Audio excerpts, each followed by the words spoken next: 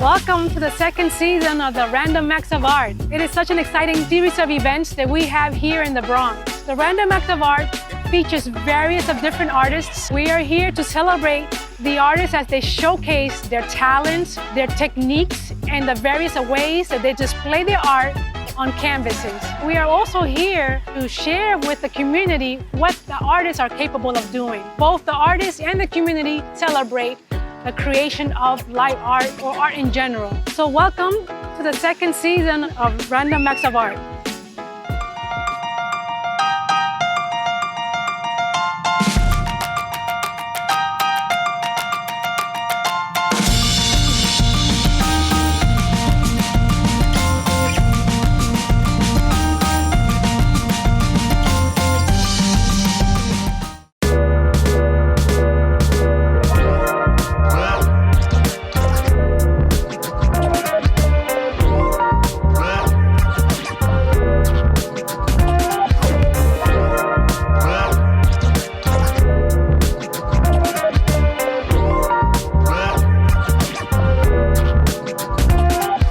My name is Shawn Hill.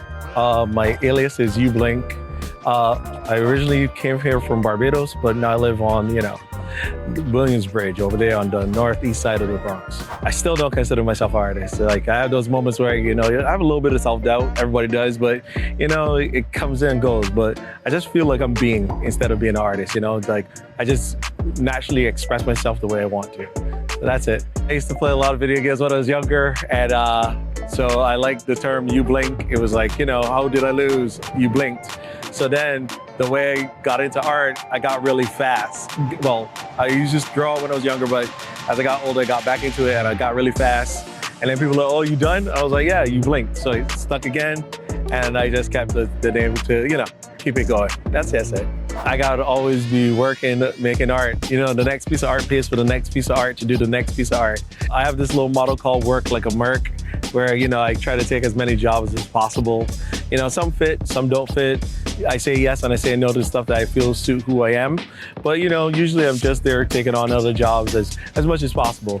It's just like, as soon as one is done, I'm looking for the next. I think I do a whole bunch of different art. Like, I work on different mediums. So I could work on a wall, and I also work on hats as well. I do custom art, custom clothing. I can do comic book illustrations. So my work is very varied. I work with everything from spray paint to acrylic paints, watercolors, pencils, inks. So, I have a nice vast amount of skills. So it's very broad. But whatever I need to do, I can collaborate each of those skills and put it into one style. And, that's what makes my artwork looks the way it looks, because it's just because I have that different types of discipline. I wanted to capture something with a little bit of family, I felt like everybody kind of does these elaborate, unique pieces or something that, represents whoever they are. I just wanted to represent something with family, so I was trying to capture it in a fun, unique way, nothing looking too particular. But the different styles I used was, today was acrylic, oil-based markers, and also spray paint. So it gives it different layers and depths on the pieces. So with the acrylics, it's a little bit lighter. You can layer them a little bit more easier. And then with the oil paints, you get a little bit of more of a pop.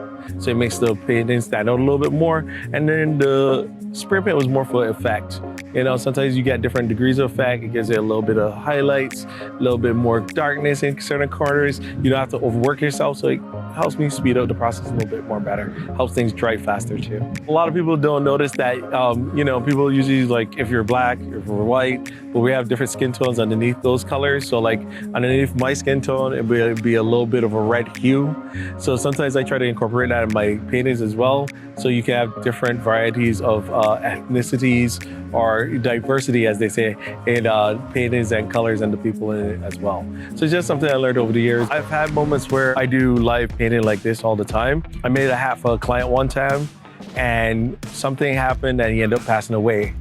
And his wife, she wanted the hat back. But what happened is the hospital threw all his clothing with everything, even including the hat I made.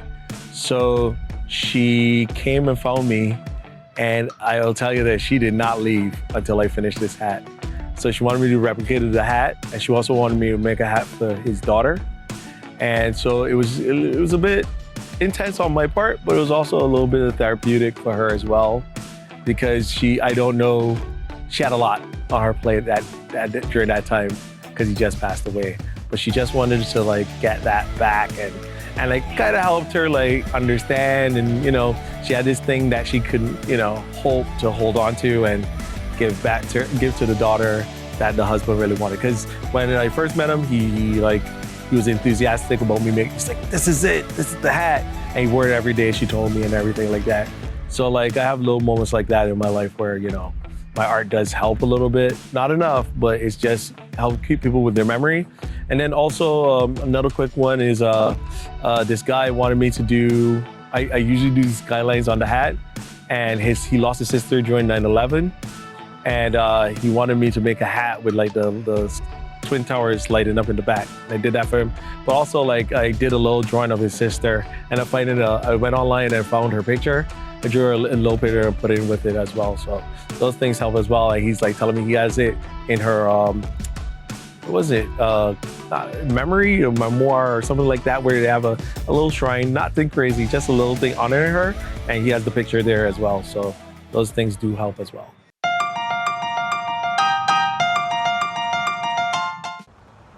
Even though we didn't grow up together, he's my favorite brother.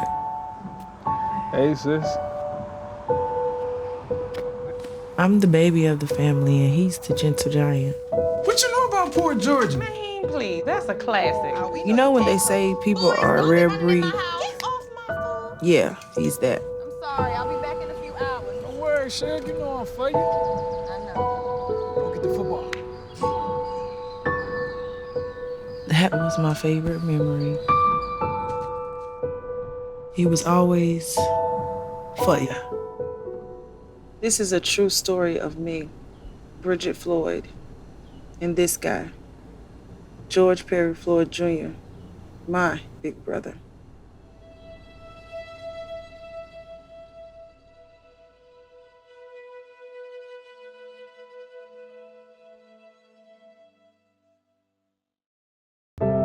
One of the deadliest mass shootings in U.S. history at Post nightclub in Orlando. Walking into the building for the first time after the shooting, it was crippling, but it had to be preserved.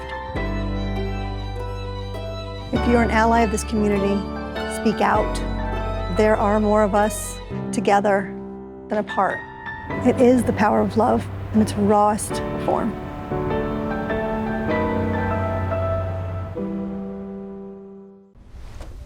Most hiring algorithms would scream me out. Some bosses couldn't see me as a leader. I've run this place for 20 years, but I still need to prove that I'm more than what you see on paper.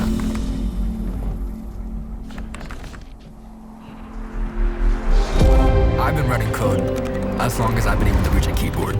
This is what I do. It's second nature for me, coordinating 100 details at once. It's the way my mind works. I have a very mechanical brain. I sold them on my skills. You gotta be so good they can't ignore you. My magic is analytics and empathy. That's how I'm getting clients. You have to have the confidence in yourself to show up and defy the odds. I am more than who I am on paper.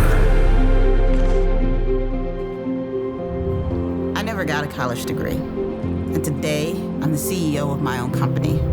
People want to tell me I'm one in a million, when actually I'm one of millions. Stars are all around us. It's time for them to shine.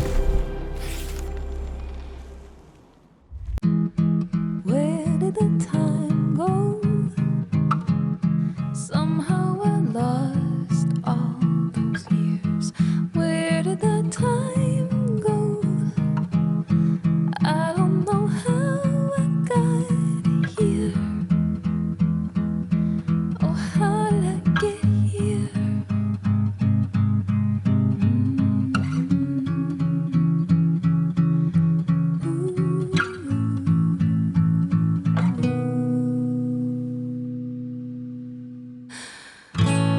I can see now. You've done the hard part.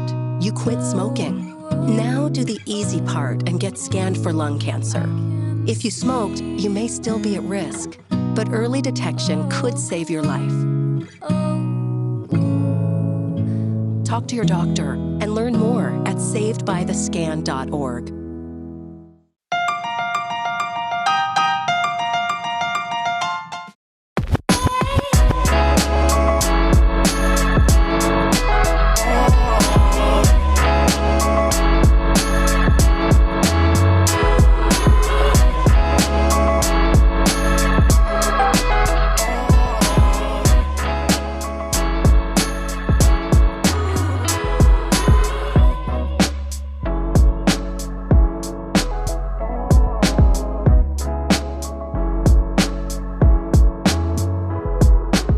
So the first thing to do is just start, get it going.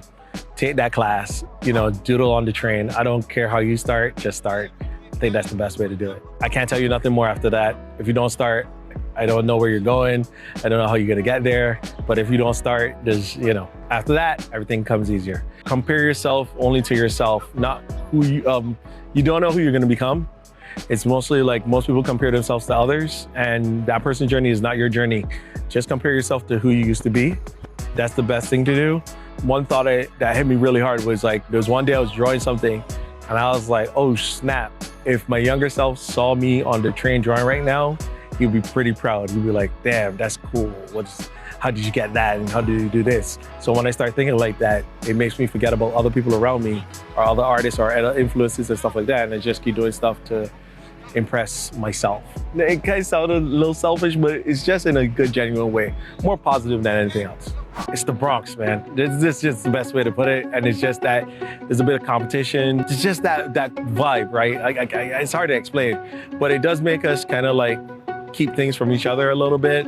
And we don't know how to share that well. And I mean, also, I think people don't see the Bronx as a place that you get the artistic stuff from.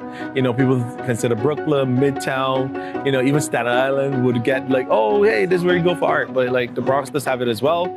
It's just, we're figuring it out. And then, it takes a long time for people to figure it out.